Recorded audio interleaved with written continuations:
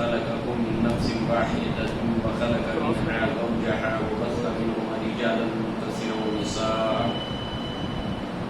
واتقوا الله الذي تساءلون به والأرحام إن الله كان عليكم رقيبا يا أيها الذين آمنوا اتقوا الله وقولوا قولا سديدا يصلح لكم أعمالكم ويغفر لكم ذنوبكم ومن يطع الله ورسوله فقد فاز فوزا عظيما فإن خير الحديث كتاب الله وخير الهدي هدي محمد صلى الله عليه وسلم وشر الأمور محدثاتها وكل محدثة بدعة وكل بدعة ضلالة وكل ضلالة في النار وقال الله تبارك وتعالى ووصينا الإنسان بوالديه حملته أمه وحدا على وحن وفصاله في عامين أن اشكر لي ولوالدي إلي المصير رب اشرح لي صدري ويسر لي أمري واحلل عقدة من لساني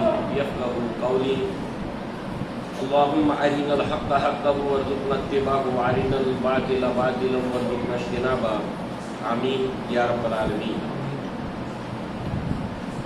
مسلیان سلسلے وار درس کا جو ہمارا پروگرام جاری ہے اس کے تحت لقمان کی نصیحتیں یہ ہم سن رہے ہیں. انہی میں سے ایک نصیحت انشاءاللہ آج ہم سنیں گے. ان نصیحتوں کی جو اہمیت ہے اس کو ابتدا میں ہم اس سے پہلے سن چکے ہیں. سب سے اہم بات یہ کہ اللہ تعالیٰ نے ان نصیحتوں کو قرآن مجید کے اندر نازل کیا جس سے ان نصیحتوں کی اہمیت کا پتہ چلتا ہے.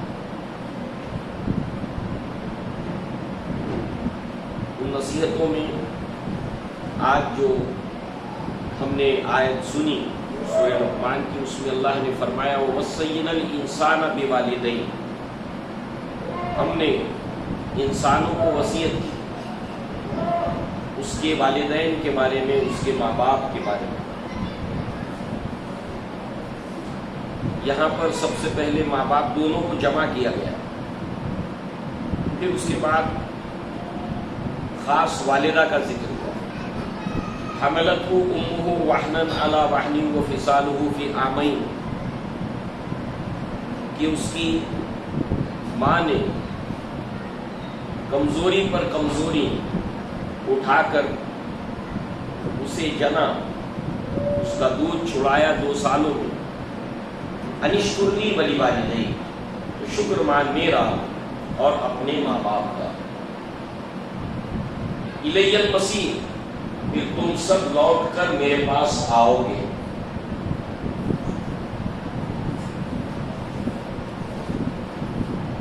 اس کے بعد ایک اور آیت بھی ہے جو اسی عنوان کے تعلق سے ہے ان نصیحتوں میں. مگر آپ دیکھیں کہ قرآن مجید میں کتنی آیات ہیں جس کے اندر والدین کا ذکر ہے. والدین کے تعلق سے اللہ تعالیٰ نے انسانوں کو نصیحت کی ہے اور یہ وصیت خاص اللہ تبارک و تعالیٰ نے فرمایا. یہ اللہ تعالیٰ نے فرمایا وہ وصیت ہم نے انسان کو وصیت کیا یعنی اللہ نے. تو پہلی کو لقمان کی ایک نصیحت کے بعد یہاں پر اللہ تعالیٰ نے فرمایا کہ ہم نے وصیت کی انسان کو. چونکہ بالعموم جو انسان عزت نفس کا حامل ہوتا ہے ہم اس کو سمجھ بھی سکتے ہیں کہ اگر باپ کے حقوق کو والدین کے حقوق کو اگر اولاد ادا نہیں کر رہی ہے تو ایک والد کو غیرت آتی ہے کہ وہ کیسے بتائے اپنے بچے کو کہ تمہارے اوپر ماں باپ کے حقوق ہیں تم سمجھ نہیں ہے. جب ایک ہم جیسا عام انسان یہ احساس کرتا ہے وہ شخصیت تھی کہ اللہ نے انہیں حکمت عطا کی تھی, بڑے سمجھدار انسان تھے.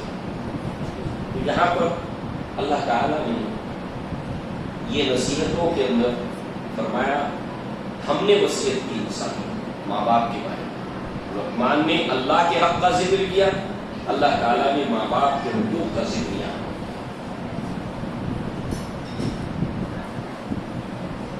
قرآن میں جگہ جگہ اللہ تعالیٰ نے والدین کے حقوق کا ذکر کیا، احادیث میں اس کی وضاحت کی ہے، جمع دونوں کا بھی اور بالخصوص والد کا علیحدہ سے، والدہ کا علیحدہ سے۔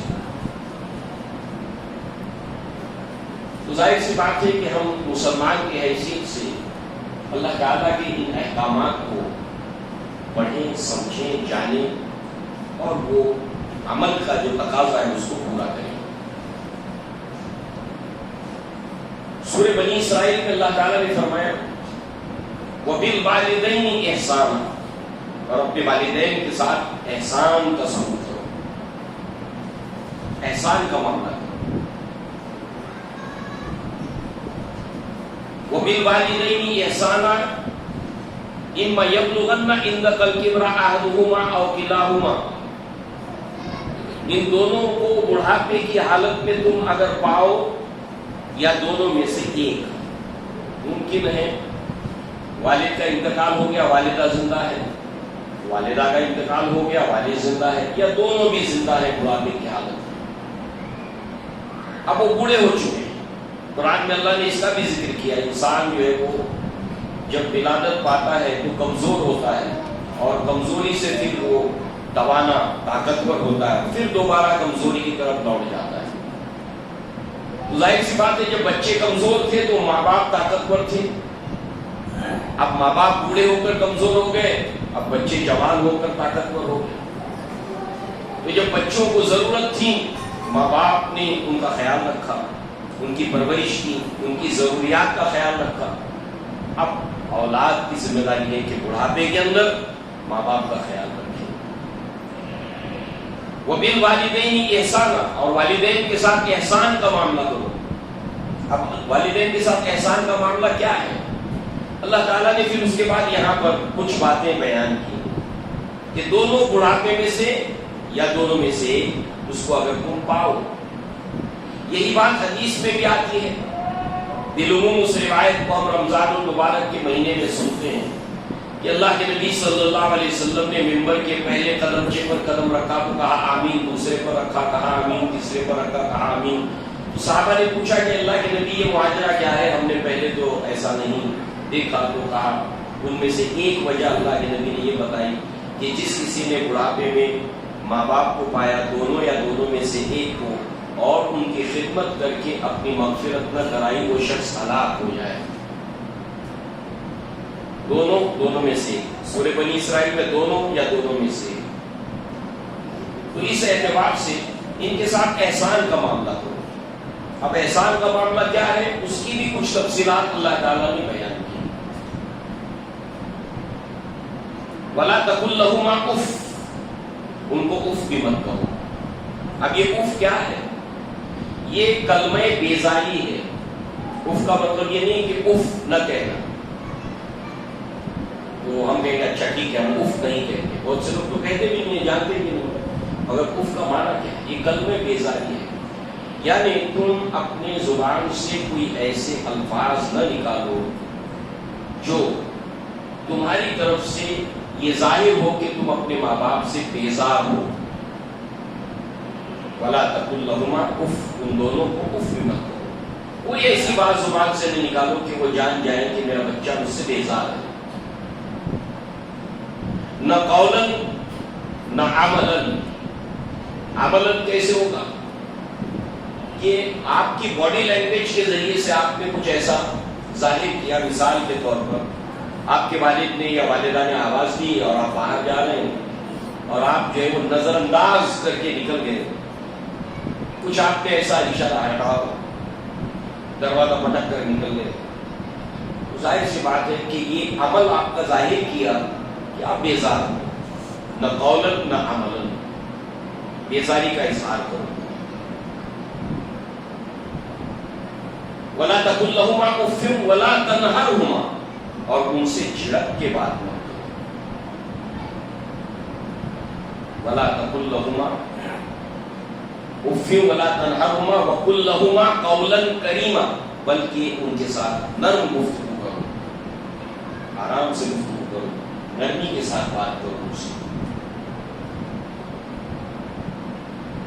پھر اتنا ہی نہیں، تنہائی میں ان کے لیے اللہ تعالیٰ سے دعا کرو، وَقُلْ رَبِّ ارْحَمْهُمَا كَمَا رَبَّيَانِي صَغِيرًا، اے میرے رب میرے بوڑھے ماں باپ کے اوپر رحم فرما، جیسے کہ میں چھوٹا تھا انہوں نے مجھے پرورش کر کے بڑا کیا۔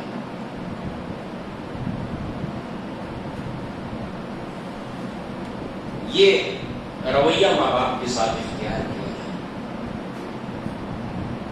اللہ کے نبی صلی اللہ علیہ وسلم نے بہت سی ایسی احادیث بیان کی کہ جس کے اندر والدین کے ساتھ حسن سلوک کی آپ نے تعلیم کی، اور صحابہ کرام نے اللہ کے نبی سے سوالات بھی پوچھے، کہیں تابعین نے صحابہ سے والدین کو لے کر سوالات پوچھے۔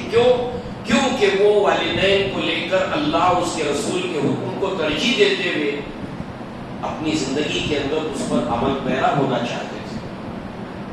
صحابی رسول نبی کے پاس آتے اور کہتے ہیں، اللہ کے رسول میرے حسن سلوک کا سب سے زیادہ حقدار کون ہے؟ میں جن کے ساتھ اچھا سلوک کروں اس کا سب سے زیادہ حقدار کون ہے؟ اللہ کے نبی نے فرمایا تیری والدہ۔ ثم من، اس کے بعد اللہ کے رسول فرمایا تیری والدہ۔ ثم من، اے اللہ کے رسول اس کے بعد کون؟ فرمایا تین بار آپ نے فرمایا۔ ثم من، پھر اس کے بعد کہا ابو، تیرے والد۔ یعنی انسانوں میں ہم جن کے بھی ساتھ اچھا رویہ اختیار کرتے ہیں ان میں سب سے زیادہ مستحق اچھے حسن سلوک کے، اچھے رویے کے وہ ماں باپ ہیں۔ یہ اللہ کے نبی کا فرمان۔ لہذا سورہ لقمان کے یہاں پر آگے اللہ تبارک و تعالیٰ نے جیسے اس حدیث میں والدہ کا ذکر ہوا پہلے 3 مرتبہ، پھر والد کا، ایسے ہی دونوں کا مجموعی ذکر کرنے کے بعد سورہ لقمان میں اللہ نے فرمایا حملتہ امہ وحنا علی وحن وفصالہ فی عامین، کہ اس کی ماں نے اس کو جنم دیا تکلیف پر تکلیف سہ کر، وحنا علی وحن۔ اب ماں کا خاص ذکر ہے۔ اب یہ دوہری کمزوری کیا ہے؟ وحن کمزوری کو کہتے ہیں۔ کمزوری کیا ہے؟ بوجھ، حمل بوجھ کو کہتے ہیں۔ بوجھ کے تعلق سے ہم سب جانتے ہیں کہ انسان کے اوپر اگر بوجھ پڑا ہو اس کے سر پہ، اس کے ہاتھ میں، تو وہ چاہتا ہے کہ سب سے پہلے اس کو اتار دیں جب تک اس کو سکون نہیں ملتا۔ دن بھر اگر کام کر کے آئے، ہاتھ پہ بیگ ہے تو پہلے پھینک دیتا اس کو۔ بچے اسکول میں سے آتے سب سے پہلے بیگ پھینک دیتے ہیں، بوجھ۔ مگر یہ بوجھ وہ ماں 9 مہینے تک قریباً جو ہے وہ اس کو اٹھائے رکھتی ہے، اور یہ بوجھ ایسا ہے کہ وقت کے ساتھ یہ بڑھتا ہی جاتا ہے، بڑھتا ہی جاتا ہے، بڑھتا ہی جاتا ہے۔ 24/7 24 گھنٹے اور 9 مہینے تک اس بوجھ کو اٹھاتی ہے۔ کتنا اس کو سنبھل کر بچ کر ان 9 مہینوں کو گزارنا ہوتا ہے۔ سونے میں اس کا خیال رکھتی ہے، کھانے میں اس کا خیال رکھتی ہے کہ بچے کو تکلیف نہ ہو۔ یہ 9 ماہ وہ گزارتی ہے، ذہنی طور پر، جسمانی طور پر یہ چیز اس کے اندر کمزوری پیدا کرتی ہے، کمزور ہو جاتی ہے۔ پھر دوسرے یہ کہ وہ بچہ جو ہے وہ رحم مادر کے اندر جو ہے وہ جو اس کی روزی اللہ نے رکھی ہے خون کی صورت میں، اس کو کشید کر کے اندر سے اس کو کمزور کرتا ہے۔ وحنن علی وحن وفصالہ فی عامین، اور پھر دنیا میں آنے کے بعد بھی 2 سال تک اس کے دودھ کو چھڑانے میں لگ جاتے ہیں، یعنی اس کی پوری طاقت کو کشید کرتا ہے، کھینچتا ہے، جس سے ماں کمزور ہوتی ہے۔ تو اللہ نے جہاں ماں کا ذکر کیا تو بتایا کہ وہ کتنی تکلیف اٹھاتی ہے بچے کی، خود تکلیف اٹھا کر اس کو آرام دیتی ہے۔ ابن عباس رضی اللہ عنہما سے ایک بدو آتا ہے، حج کا موسم ہے، مکمل ہونے کے بعد کہتا ہے کہ میں نے اپنی والدہ کو اپنے کندھے کے اوپر اٹھا کر حج پورا کرایا، اس کے ہر رکن کو، ہر ارکان کو پورا کرایا۔ اب سوچئے پورا حج اس نے اپنی ماں کو اپنے کندھے کے اوپر بیٹھا کے کرایا. ظاہر سی بات ہے اس زمانے میں جو ہے ویل چیئرس وغیرہ تو تھی. تو کیا میں نے اپنے والدہ کا حق ادا کر دیا؟ ابن عباس رضی اللہ عنہ نے کہا کہ تو نے اتنا بھی حق ادا نہیں کیا کہ جب تیری ولادت ہو رہی تھی تو درد ذیل یعنی جو ڈیلیوری کے پین ہوتے ہیں، لیبر پین جس کو کہتے ہیں، کہ جب بچے کا جنم ہونے لگتا ہے تو جو ماں کو درد ہوتا ہے تو اس درد میں ایک درد ہوتا ہے جو بہت زیادہ ہوتا ہے اور ایک ہلکا سا درد ہوتا ہے. تو وہ جو ہلکا درد کی وجہ سے اس کی کراہ نکلی تھی، اتنا بھی تو نے حق ادا نہیں کیا اپنی والدہ کا. ہمارے لیے اللہ تعالیٰ ہمیں معاف فرمائے، ہماری اللہ مغفرت فرمائے. اگر ہم نے اپنے والدین کے ساتھ میں کوئی ناروا سلوک کیا ہے، انجانے میں، جانے میں، نادانی کے ساتھ، تو اللہ تعالیٰ ہماری مغفرت فرمائے. کیونکہ یہ والدین کی نافرمانی یہ کوئی معمولی جرم نہیں ہے، بڑا جرم ہے. اب آپ دیکھیں اللہ کے نبی نے ایک واقعہ بیان کیا، اوتھینٹک روایت ہے، صحیح روایت ہے. آپ سب نے اس کو سن رکھا ہوگا، ممکن ہے کہ کوئی اس کو پہلی بار سن رہا ہو. واقعہ ہے جریج کا. ایک نیک انسان کا اہل کتاب میں، بہت ہی نیک اور صالح انسان، نام تھا اس کا جریج، عبادت گزار. وہ عبادت کرنے کے لیے اس نے پہاڑ پر ایک اپنی کٹیا بنائی گھاس پھوس کی اور اس میں عبادت کرتا تھا. اس کی والدہ جو بوڑھی تھی، بچہ عبادت کر رہا، اس نے بچے کے لیے کھانا پینا توشہ لے کر وہاں پہنچتی ہے بیٹے کے پاس. اس وقت وہ نماز کی حالت میں. اب آپ دیکھیے بیٹا کوئی ایسا نہیں ہے کہ جو نشہ کرنے والا ہے، بدتمیز ہے، گالی گلوچ کرنے والا ہے، آوارہ ہے، بے نمازی ہے، ایسا نہیں ہے. یہ نیک اور صالح انسان ہے، نمازی ہے، اور نماز میں بھی اس کو عبادت کا بہت شوق ہے فرض کے علاوہ. اب وہ نماز میں مشغول ہے، نفل نماز میں. اب کٹیا کے باہر سے وہ ماں آواز دیتی ہے، یا جریج، میرے بچے جریج. اب کانوں میں آواز پڑتی ہے جریج کی، تو سوچتے ہیں کہ نماز کو توڑ دوں یا جاری رکھوں، نماز کو توڑ کر ماں کی طرف متوجہ ہو جاؤں یا نماز جاری رکھوں. تو پھر سوچتا ہے کہ نماز کو جاری رکھوں.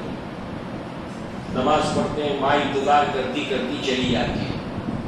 دوسرے دن پھر آتی ہے، تیسرے دن پھر آتی ہے. یہی منظر ہے، یا جریج، بچہ عبادت میں مشغول ہے. اور بالآخر وہ ناراض ہوتی ہے، اس کو غصہ آتا ہے اور کہتی ہے، جریج تو اس وقت تک اللہ تعالیٰ تجھے موت نہ دے جب تک کہ تو ایک فاحشہ عورت کا منہ نہ دیکھ لے. بد کردار اور فاحشہ عورت کا جب تک منہ نہ دیکھ لے اللہ تجھے موت نہ دے. دیکھیے نیک انسان ہے، عبادت گزار انسان. اور پھر ہوا یہ کہ جریج کی جو مقبولیت جو تھی اس علاقے کے اندر، اس سے بڑے بڑے سردار وغیرہ ڈر گئے. لوگ اتنے چاہنے والے اس کے، اتنا مقبول. تو کہا کہ اس کا جو نام ہے اس کو بدل دیں ہم بدنامی کے اندر، کچھ ایسا کریں. اور پھر انہوں نے ایک فاحشہ عورت کو ہائر کیا پیسے دے کر کہ اس آدمی کو تم کو بدنام کرنا ہے. وہ عورت جریج کے پاس جاتی ہے، بہت کوشش کرتی ہے مگر ناکام ہو جاتی ہے. نیک انسان ہے، سوچیے آپ، عورت خود ہو کر گئی ہے مگر وہ اپنے آپ کو بچائے رکھتے ہیں. بالآخر دیکھتی ہے کہ اس کا کوئی بس نہیں چل رہا. تو جریج کا ایک خادم قریبی، ایک چراوا، ایک گڈریا ہے جو ہمیشہ قریب رہتا ہے جریج کے. تو اس نے اس کو اپنے بس میں کیا، اس کو اپنے اوپر اختیار دیا. اب ہوا یہ کہ اس چراواہے سے یہ حاملہ ہو گئی، بچے کی ولادت ہو گئی. لوگوں نے پوچھا بچہ کس کا ہے؟ اس نے کہا یہ جریج کا بچہ ہے. ہم تو اتنا اچھا انسان سمجھتے تھے اس کو، اتنا نیک انسان سمجھتے تھے اس کو، اس نے ایسا کیا. تو بالآخر جو ہے جریج کو پوری بستی کے اندر جو ہے وہ گھمایا گیا اور اس طرح جریج کی رسوائی ہوئی. بہرحال نیک انسان تھا. اس نے کہا کہ اس بچے کو لاؤ، بچے کو لایا گیا، بچے کے پیٹ پہ کچوتا لگایا اور کہا بتا تیرا باپ کون ہے؟ اس وقت اس بچے نے کہا جو ابھی شیرخواب کا اس چرواہے کا نام لیا۔ بہرحال اللہ تعالیٰ نے جریج کی برات تو کی، مگر وقتی طور پر ماں کی بددعا تو لگی اس کو، نیک ہونے کے باوجود۔ یہ ہمارے لیے بہت بڑی سبق آموز بات ہے۔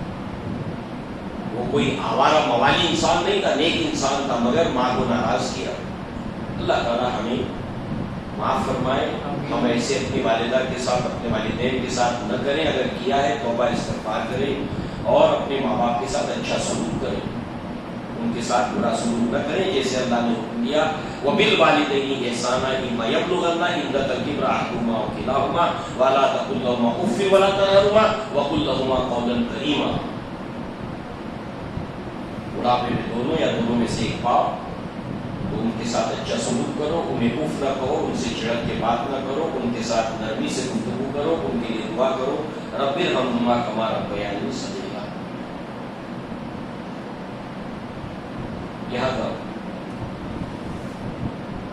یہاں پر اللہ نے پھر سورہ لقمان میں والدہ کا ذکر کیا اور پھر فرمایا انشکر لی ولی، شکر مان میرا اور شکر مان اپنے ماں باپ کا، پھر تم سب کے سب میرے پاس آؤ گے۔ مگر کبھی ایسا ہو سکتا ہے ماں باپ مشرک ہو، ماں باپ بدعت کرتے ہوں۔ اب ایک طرف اللہ نے جگہ جگہ ماں باپ کے ساتھ حسن سلوک کا حکم دیا، اچھے سلوک کا حکم دیا، اور دوسری طرف والدین مشرک ہیں، بدعتی ہیں، اور وہ اولاد کو شرک کا، اللہ کی معصیت اور نافرمانی کا حکم دے رہے ہیں، ایسی چیز کا حکم دے رہے ہیں جو شریعت کے خلاف ہے، دین کے خلاف ہے، اسلام کے خلاف ہے۔ ایسی سچویشن آ سکتی ہے، قیامت تک یہ سچویشن کے امکانات باقی ہیں۔ اللہ کے نبی کے زمانے میں اس کے معاملات تھے، صحابہ کو لے کر کئی صحابہ تھے جن کے والدین جو ہے مشرک تھے، اور وہ اپنے بچوں کو شرک کرنے پر مجبور کرتے تھے، نافرمانی کرنے پر مجبور کرتے تھے اللہ اور اس کے رسول کی۔ ان میں سعد بن ابی وقاص ہیں، وہ خود کہتے ہیں کہ قرآن میں کچھ آیات میرے اور کچھ ایسے صحابہ تھے ان کے پس منظر میں نازل ہوئی ہیں۔ سعد بن ابی وقاص مکہ کے ان لوگوں میں سے تھے، اور آپ کو معلوم ہے عشرہ مبشرہ میں سے ان 10 صحابہ میں سے ہیں کہ جن کو اللہ کے نبی نے دنیا میں جنت کی بشارت دی۔ سعد بن ابی وقاص بڑے جلیل القدر صاحب، اب ان کی والدہ شرک پر تھی، مگر مکہ کے اندر سعد بن ابی وقاص ان لڑکوں میں سے تھے، ان اولادوں میں سے تھے کہ جن کی مثال دی جاتی تھی۔ جیسے ہمارے معاشرے میں بھی ہوتا ہے نا، ماں باپ کہتے ہیں دیکھو فلاں کے بیٹے کو دیکھو، وہ کیسے اچھے نمبر لاتا ہے، کیسے والد کے ساتھ جا کر کام بھی کرتا ہے، پڑھائی بھی کرتا ہے، ٹیوشن بھی کرتا ہے، ذرا سیکھو اس سے کچھ۔ ایسے ماں باپ دوسری اولادوں کی مثال دیتے ہیں اپنے بچوں کو۔ ایسے ہی سعد بن ابی وقاص کی مثال دی جاتی تھی، دیکھو سعد بن ابی وقاص، یہ معاملہ تھا۔ مگر جو اسلام آیا، آپ نے اسلام کو قبول کیا، تو بات یہ ہو گئی کہ والدہ نے کہا کہ بیٹے نہ میں کھانا کھاؤں گی، نہ پانی پیوں گی، نہ دھوپ میں سے جاؤں گی۔ یہ مکہ کی دھوپ ہے، ہمارے یہاں کی نہیں، عرب کی دھوپ ہے۔ وہ دھوپ کی وجہ سے، بھوک کی وجہ سے، پیاس کی وجہ سے بے ہوش ہو جاتی تھی، اور لوگ جو ہے وہ ان کے منہ کو لکڑی کے ذریعے سے کھول کر اس میں پانی اور کھانا ڈالا کرتے تھے، اور لوگ جو ہے بڑی طنز اور ایک عجیب نگاہوں سے سعد بن ابی وقاص کو دیکھا کرتے تھے کہ تمہاری وجہ سے تمہاری ماں کا ہے۔ اس کو کہتے ہیں جو ہے وہ ایموشنل بلیک میل۔ کتنا پریشر پورے مکہ کے اندر لوگ ان کے اوپر کریٹ کر رہے تھے کہ ساتھ تم کو کیا ہو گیا ہے، تمہاری والدہ کا یہ حال ہے تمہاری وجہ سے۔ والدہ کہتی تھی چھوڑ دو اسلام کو، چھوڑ دو دین کو، اپنے باپ داداؤں کے دین میں لوٹ آؤ۔ اب ایسی سچویشن ہے تو کیا کریں؟ سعد بن ابی وقاص جیسا فرما بردار بیٹا کہ جس کی مثال دی جاتی ہے، وہ کیا کرے؟ مکہ میں وہ روتے رہتے تھے، گھومتے تھے، آنکھوں میں آنسو ہوتے تھے، ماں کی تکلیف نہیں دیکھی جاتی کہ دوسری طرف اللہ اور اس کے رسول ہے، ایک طرف ماں ہے، اس کی محبت ہے، کیا کرے؟ ایسے دو راہیں میں اگر اولاد آ کر کھڑی ہو جائے تو کیا کرے؟ اللہ تعالیٰ نے یہاں پر والدین کے ساتھ حسن سلوک کے ساتھ ایسی سچویشن کو لے کر رہنمائی کی. وَإِن جَاهَدَكَ عَلَىٰ أَن تُشْرِكَ بِي مَا لَيْسَ لَكَ بِهِ عِلْمٌ، کہ وہ اگر تجھ سے جھگڑا کریں، وَإِن جَاهَدَكَ عَلَىٰ أَن تُشْرِكَ بِي، کہ تو شرک مان میرے ساتھ، اس بات پر وہ مجبور کریں، فَلَا تُطِعْهُمَا، تو پھر ان کی بات نہ مان. ابو بکر صدیق کے والد نے کہا ابو بکر سے یہ تمہارا بت ہے، تمہارا معبود ہے، مگر والد کی بات نہیں مانی شرک کے معاملے میں. سعد بن ابی وقاص اس تکلیف کو جھیلتے رہے مگر ماں والدہ کی بات کو نہیں تسلیم کیا. فلا تطیعہما، اس معاملے میں شرک اور بدعت کے معاملے میں ان کی اطاعت مت کرو. فلا تطیعہما، پھر کس کی اطاعت کرو؟ وصاحبہما فی الدنیا معروف، دنیا کے اندر جو تمہارے والدین تو نہیں ہے مگر تم دیکھتے ہو کہ سیدھے راستے پہ چل رہا ہے، توحید کے راستے پہ چل رہا ہے، اسلام کے راستے پہ چل رہا ہے، پیروی ان کی کرو. وصاحبہما فی الدنیا معروف واتبع سبیل، اور اللہ نے جو راستہ بتایا اس کی پیروی کرو. من اناب الی ثم الی مرجعکم فانبئکم بما کنتم تعملون، تو پھر تم سب کے سب میرے پاس لوٹ کر آؤ گے، تم بھی تمہارے ماں باپ بھی، پھر میں بتلا دوں گا کہ اولاد صحیح تھی یا ماں باپ صحیح تھے اس معاملے میں. مگر یہ نہیں ہے کہ اب ماں باپ شرک کا حکم دے رہے ہیں، بدعت کا حکم دے رہے ہیں تو آپ لٹ مار کر کہیں کہ جاؤ تمہارا میرا کوئی واسطہ نہیں ہے، تم نے مجھے شرک کا حکم دیا. نہیں، ماں باپ اگر مشرک بھی ہوں تو شرک کے معاملے میں، بدعت کے معاملے میں ان کی بات نہیں ماننا ہے، باقی ان کے ساتھ اچھا سلوک کرنا ہے. اسماء رضی اللہ عنہا آپ کی والدہ شرک پر تھی، گھر پہ آتی ہیں کچھ پنیر کھجور بچیوں کے لیے لے آتی ہیں، کہتی ہے بیٹی یہ تمہارے لیے. تو اسماء رضی اللہ عنہ کہتی ہے کہ نہیں، میں اس وقت تک قبول نہیں کروں گی جب تک کہ اللہ کے رسول سے پوچھ نہ لوں. جاتی ہیں اللہ کے رسول کے پاس، کہتی ہے اللہ کے نبی میری والدہ شرک پر ہے اور میرے لیے یہ تحفہ لائی. تو اللہ کے نبی نے فرمایا نہیں، قبول کرو، کیونکہ تحفے کو قبول کرنا یہ حسن سلوک ہے، تحفے کو دینا یہ حسن سلوک ہے. لہذا اللہ تعالی ماں باپ مشرک ہو تو شرک کے معاملے میں ان کی اطاعت سے روکتا ہے، مگر ان سے حسن سلوک کے معاملے میں تمہیں نہیں روکتا. ماں باپ کافر بھی ہو، مشرک بھی ہو، بدعتی بھی ہو، ان کے ساتھ کو حسن سلوک بہرحال کرنا ہے. اس کی ایک حکمت بھی ہے، کیا عجب کہ تم ان کے ساتھ حسن سلوک جاری رکھے ہوئے ہو، بڑا اچھا سلوک آپ ان کے ساتھ کرتے ہو اور ماں باپ مشرک ہیں اور انہیں سمجھاتے بھی رہتے ہو کہ یہ اچھی بات نہیں ہے، ایسا نہ کرو، امی ایسا نہ کرو، ابا جان ایسا نہ کرو، اس کو اللہ کے رسول نے منع کیا ہے، ایسا نہ کرو. اللہ کے نبی نے فرمایا لا طاعت لمخلوق فی معصیت الخالق، مخلوق میں سے کسی کی بھی فرما برداری نہیں ہے، ماں باپ کی بھی نہیں، کسی کی بھی نہیں، اگر اللہ اور اس کے رسول کی نافرمانی ہوتی ہو. اللہ اور اس کے رسول کی نافرمانی کے شرط پر اگر کسی کی فرما برداری ہے جائز نہیں ہے. لہذا یہاں پر جو ہے وہ اللہ تبارک و تعالیٰ نے جو راستہ بتایا کہ ان کے ساتھ حسن سلوک بہرحال جاری رہے گا چاہے وہ کافر ہو مشرک ہو. اس کی ایک حکمت یہ بھی ہے کہ آپ دیکھیے ابو بکر صدیق کی والدہ 5 سال کے بعد ایمان لائی ہے، اسلام کے 5ویں سال میں ایمان لائی ہے. اور منظر کیا ہے؟ منظر یہ ہے کہ ابو بکر صدیق کو زدرکوب کیا گیا تھا، جو دین کی مجلسوں میں رہتے ہیں، دین کے ماحول میں رہتے ہیں، انہیں قصہ معلوم ہے. جب اللہ کے نبی کو نماز کی حالت میں تکلیف دی جا رہی تھی تو ابو بکر بچانے کے لیے آئے. ان لوگوں نے اللہ کے نبی کو چھوڑ کر ابو بکر صدیق کو زدرکوب اتنا کیا کہ آپ کا چہرہ سوج گیا، بے ہوش ہو گئے. تو جب ہوش آیا تو پوچھا اللہ کے نبی کیسے؟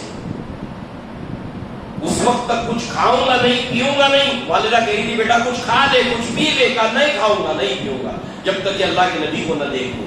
تو اللہ کے نبی پاک کے پاس لے جایا گیا.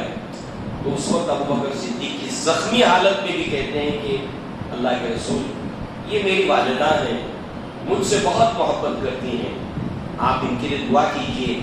اللہ تبارک تعالیٰ، آپ اللہ کے رسول ہیں، اللہ تعالیٰ آپ کی دعا کو قبول کرے گا کہ اللہ تعالیٰ نے اسلام کی ہدایت دی اور انہیں دعوت دیجیے. اللہ کے نبی نے ان کے سامنے اسلام پیش کیا، ان کے لیے دعا کی، اسلام میں داخل ہو گئی. سوچیے آخرت میں ہماری والدہ کو اگر جہنم میں ڈالا جائے گا تو ہمیں کیسے لگے گا؟ اگر ہمارے ماں باپ شرک اور بدعت پر ہیں تو ہماری ذمہ داری ہے کہ ہم انہیں محبت سے پیار سے سمجھائیں تاکہ وہ بھی ہمارے ساتھ جنت میں جائیں۔ اسی کے ساتھ ساتھ جو ہے وہ آپ کے والد ابو قحافہ جو آپ کو شرک کی تعلیم دے رہے تھے مگر آپ نے قبول نہیں کیا، اور پھر فتح مکہ کے بعد جو ہے وہ اللہ کے نبی کے پاس لے کر آتے ہیں، جو نابینا ہے ابو بکر صدیق کے والد، اللہ کے نبی کے پاس لے آتے ہیں۔ اسی وقت کا وہ واقعہ ہے کہ اللہ کے نبی نے فرمایا کہ ابو بکر تو بہت بوڑھے ہو چکے ہیں، نابینا بھی ہیں، مجھے بلا لیا ہوتا میں آتا۔ کہا نہیں، اللہ کے نبی یہ کہیں زیادہ حقدار ہے اس بات کے کہ یہ آپ کے پاس آئے، نہ کہ آپ ان کے پاس جائیں۔ یہ اللہ کے نبی کا احترام، یہ تعظیم، یہ ادب۔ اللہ کے نبی نے اسی وقت فرمایا تھا، پورے بال ابو قحافہ کے سفید تھے، داڑھی کے بھی، سر کے بھی۔ اللہ کے نبی نے فرمایا ابو بکر کیوں نے اپنے والد کے داڑھی کو، بالوں کو رنگ دیا؟ تو لہٰذا جو اس وقت آپ نے انہیں اسلام کی دعوت دی، والد نے بھی اسلام قبول کیا۔ اس دنیا سے ابو بکر کے والدین اس حالت میں گئے کہ اسلام کی حالت میں گئے۔ یہ کبھی ایسی اگر سچویشن ہو کہ ماں باپ مشرک ہوں، بدعتی ہوں، تو ایسی صورت کے اندر جو ہے وہ ہم انہیں تعلیم دیتے ہیں، محبت سے پیار سے سمجھائیں، مگر یہ ہے کہ ان کے ساتھ حسن سلوک کرنا نہ چھوڑ دیں، ان سے جو ہے وہ ناروا سلوک نہ کریں، برا سلوک نہ کریں۔ لہذا جو قرآن احادیث میں بے شمار ایسا ذخیرہ ہے جو والدین کے ساتھ میں حسن سلوک کی ہمیں تعلیم دیتا ہے۔ لہذا لقمان کی نصیحتوں کے اندر یہ دوسری نصیحتیں ہمارے سامنے آئی۔ نمبر 1، یا بنی لا تشرک باللہ ان الشرک لظلم عظیم۔ دوسری نصیحت ماں باپ کے ساتھ میں حسن سلوک، مگر یہ مشروط ہے، کنڈیشنل ہے۔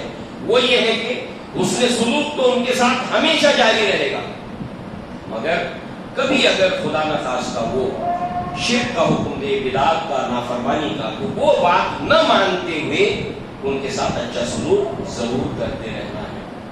لہذا اللہ تعالیٰ سے دعا ہے اللہ تعالیٰ ہمیں دین کی سمجھ عطا فرمائے، اللہ تعالیٰ اس کے مطابق ہمیں عمل کرنے کی توفیق عطا فرمائے۔